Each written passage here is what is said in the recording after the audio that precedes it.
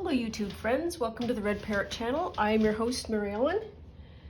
This episode is a craft with me, and it is getting back to making progress on eventually doing random element generated journals. The first thing that I have to do is clear 2 journals off the books, and you will recall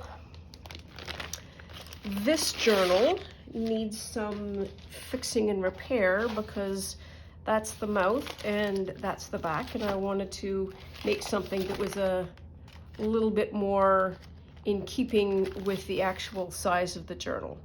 I know it's not a complete crisis, but I would like to do something about it.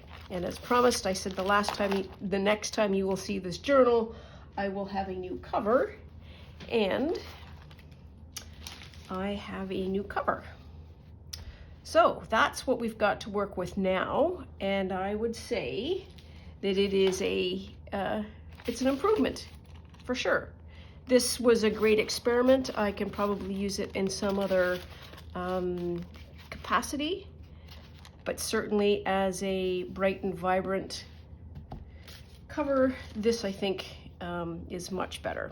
So this is using the method of having the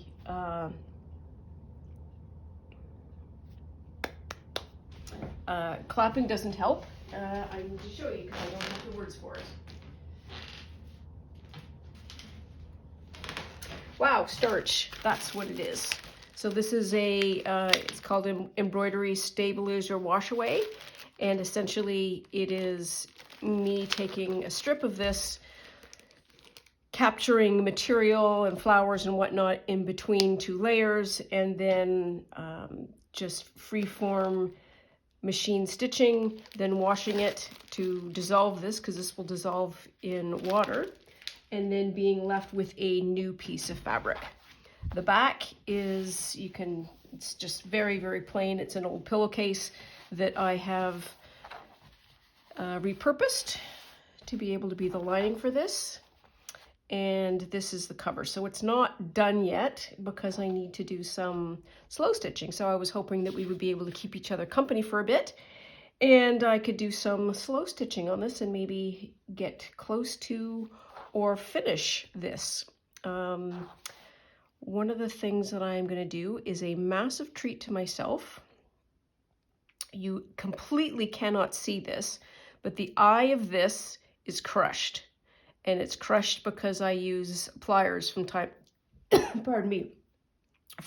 time, and this actually I squeezed it and broke it. And it's getting difficult to thread. So I am going to throw that out because it's just a needle. There we are. And I'm going to get myself a brand new needle, which is very exciting. And we'll see how we get on. I have a button jar with random stuff. I've got Bitso pieces. I have Bitso fiber. I have a lot of embroidery floss and whatnot. Got my scissors.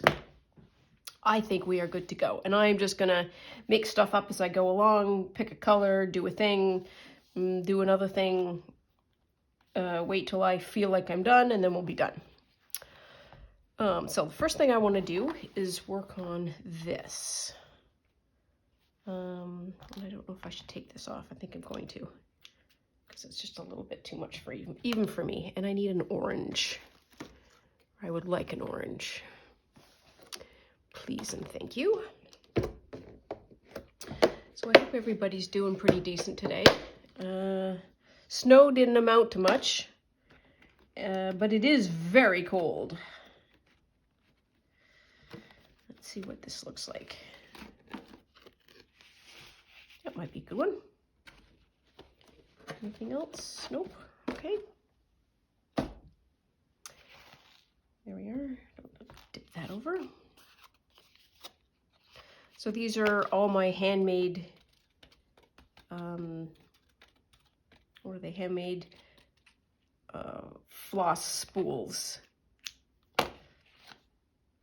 And I've just taken a shape and I we'll save things like Kleenex boxes and cereal boxes and whatever and use them as a wraparound so that I can keep the floss in good condition. I suspect that you can buy it quite easily on the internet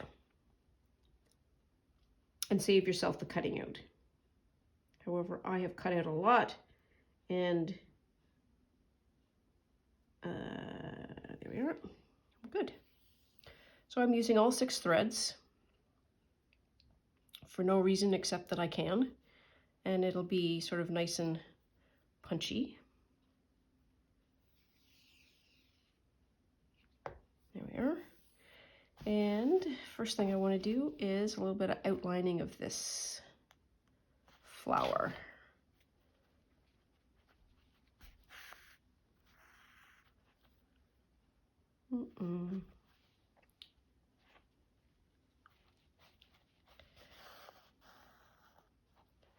And I can tell almost immediately that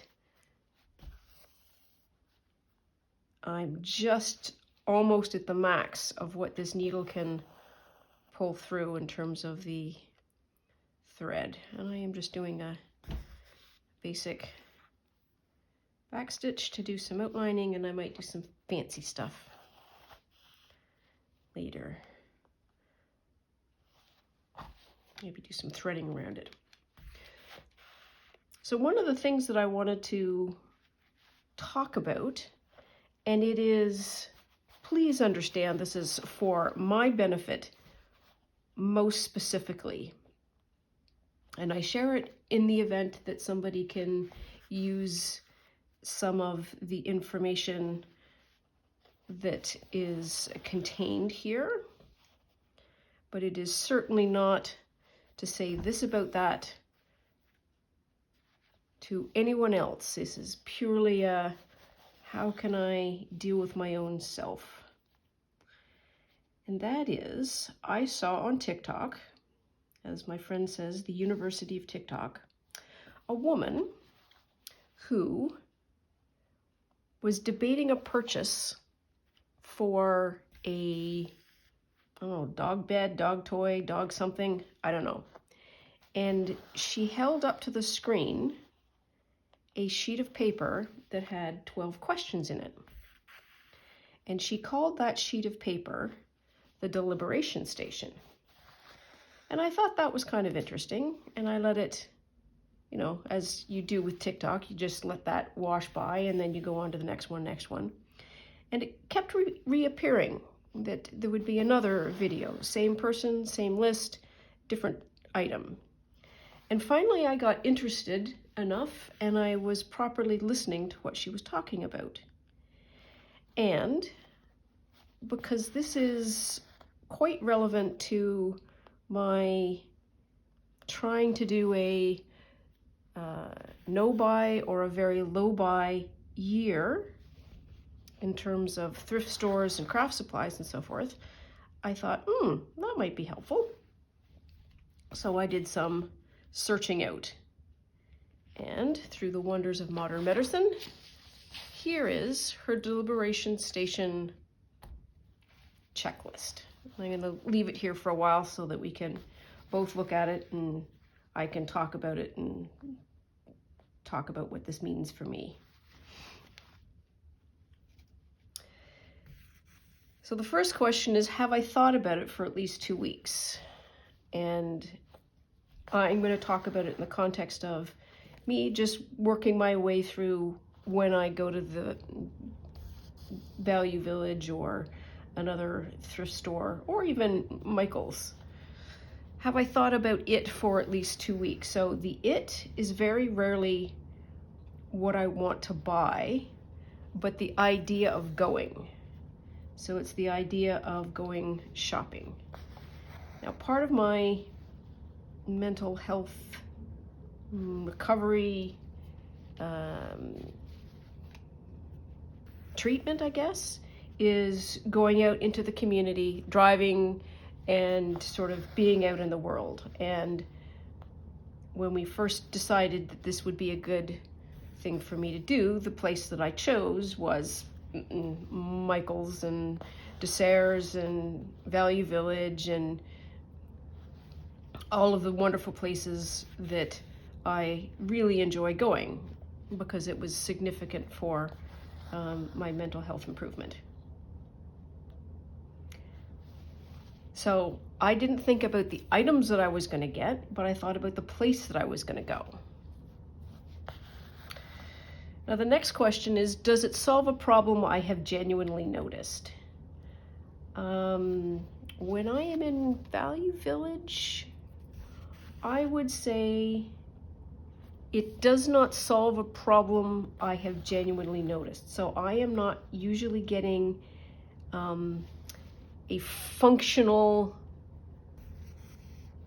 tool. I am purchasing supplies.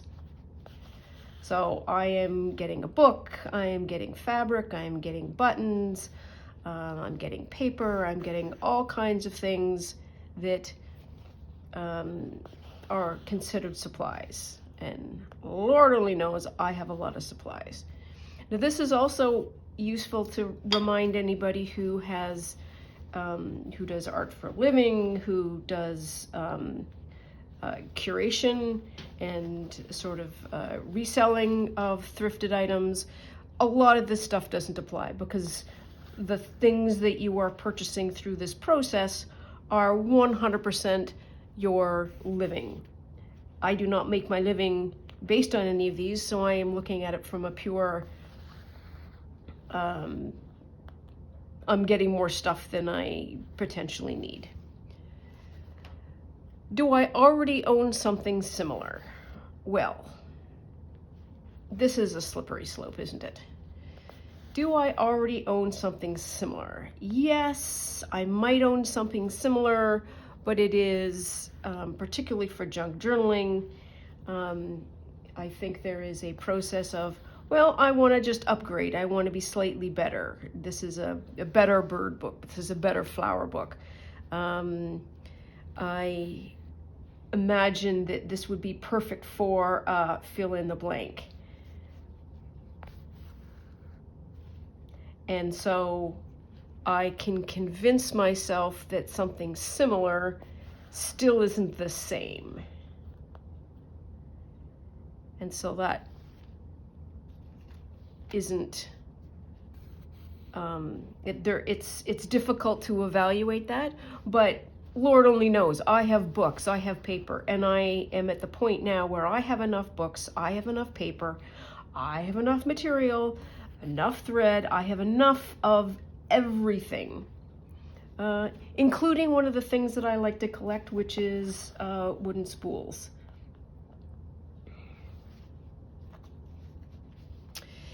Is buying it worth giving up progress towards my next financial goal?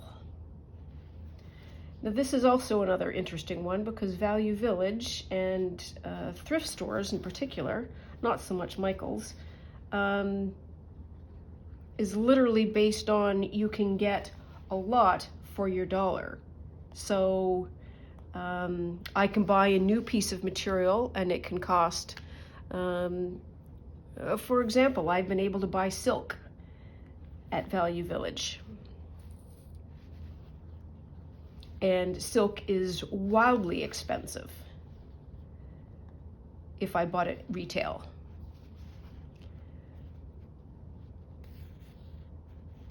So it is less expensive than buying it retail, but it is still parting with money.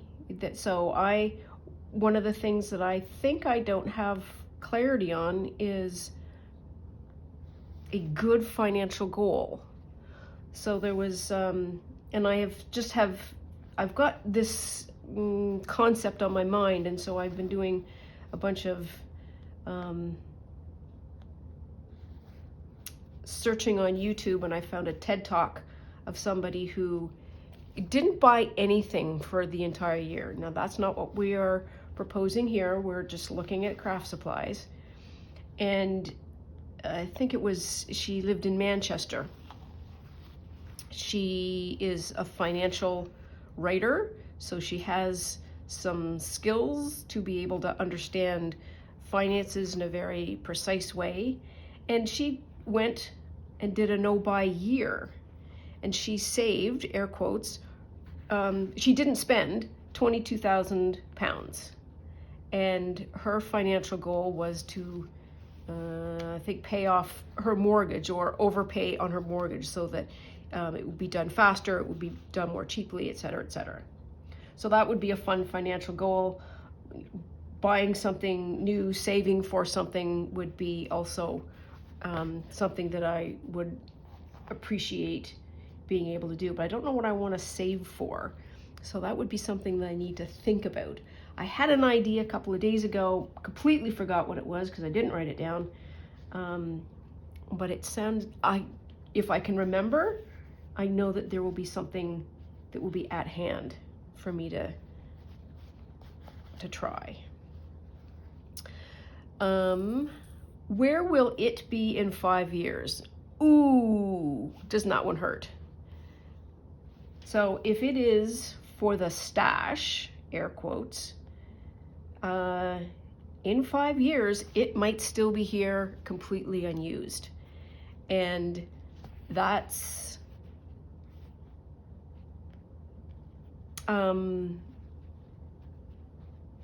not helpful for me. I am trying to, one of the things that doesn't help my mental state is a lot of clutter and mess and so forth.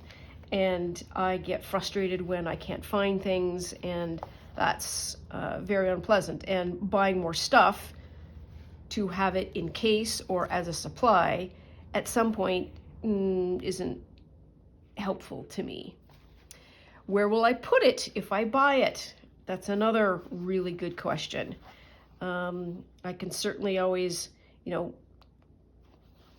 put it in the place where I have made space because I am trying to declutter, but decluttering to fill it again isn't really decluttering. And so that's also a really good question. That also is helpful for when you buy a mass of something. And where will it be in 5 years is also about the speed of how fast you use it. Can I be productive and happy without it? Well, in the junk journal world, and certainly in my world with my stash of thread and material and other fibers and whatnot, yes, I will be happy without it. I will be able to make do, and that making do of making papers and dyeing fiber and material and so forth is actually part of the enjoyment for me. So it will actually improve the productivity, improve my skill set, and also make me happy to not have it. What is the cost of it per use? This was interesting. What did I do? What do I want to do here? Stop it? No, keep going.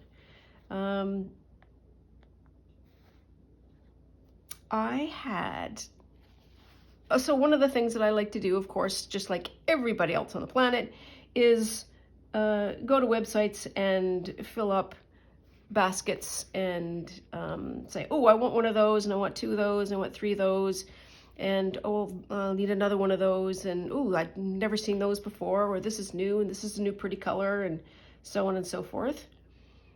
And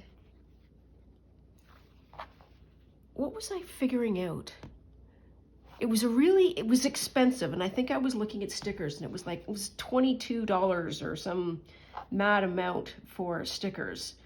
And then because there were so many stickers, I figured out the cost per sticker. And it was 7 cents or something. And I thought, oh, it's only 7 cents per sticker. And then another part of my brain went, yeah, but it's $26. You get a lot of stickers, but you're spending a lot in terms of the overall macro amount. Anyways, that math of figuring out what is a good cost per unit is helpful. What is the cost per page? What is the cost per sheet? What is the cost per thread? What is the cost per yard? What is the cost per meter? Cost per picture. It's not something that is normally something that I think about, but I think it's something that I could certainly use in my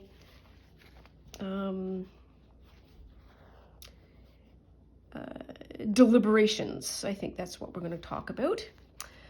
Does buying it support my priorities? Well, buying it, if my priority is having a low buy year, short answer is probably going to be no. Having said that, if we think back to people who do purchasing as part of their business, as part of their, as part of their creative pursuits, it would absolutely support those priorities. I do not have those priorities, so I'm okay to say no. I'm just going to flip this over for a minute, tie this off. This might not have been the best choice, but we're going with it. There we are. And where did I put it? Here we are.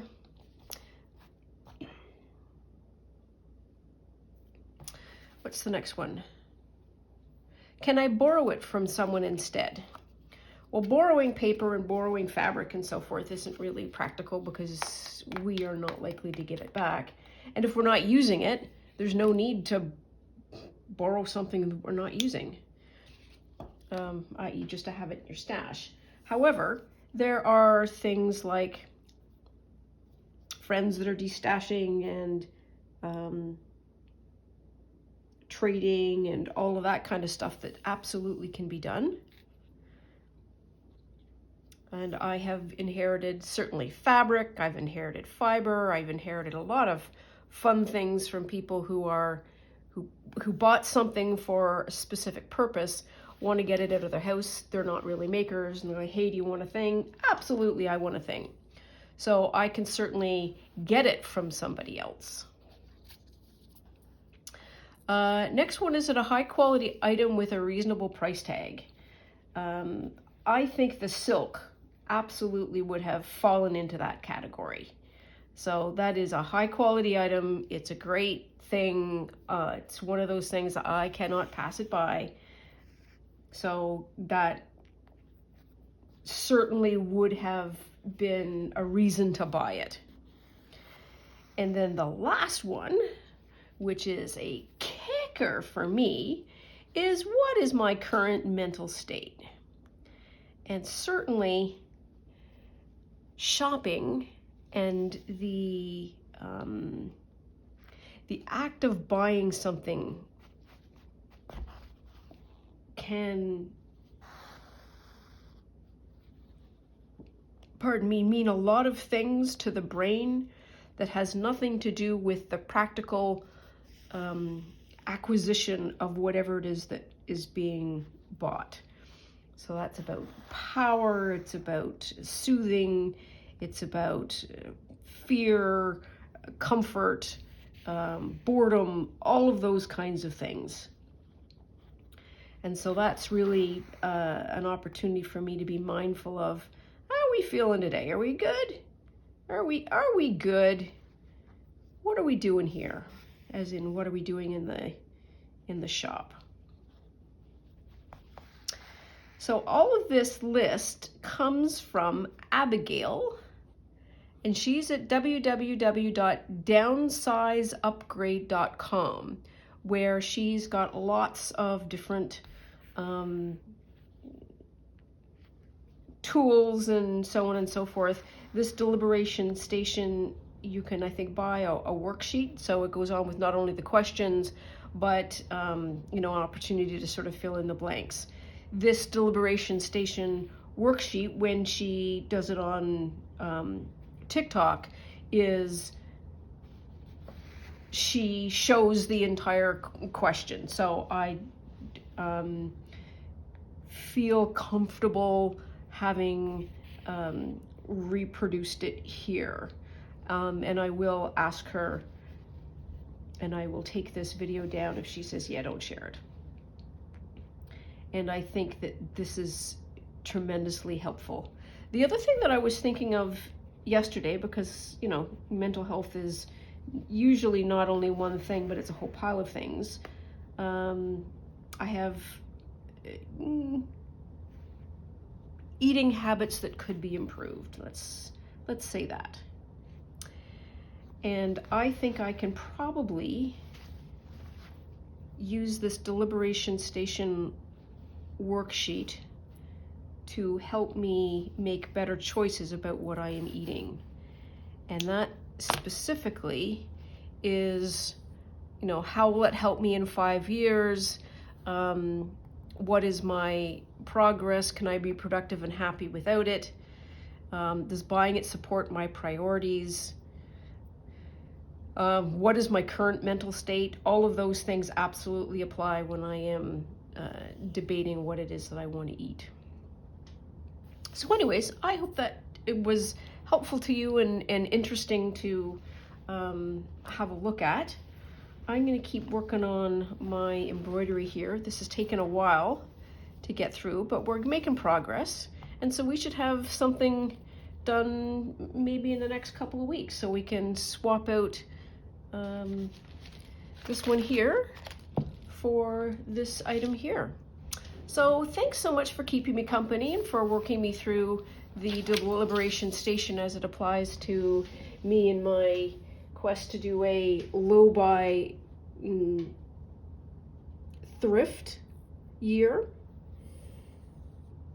Thanks so much for watching. Please like and subscribe for more episodes. Talk to you soon. Bye now.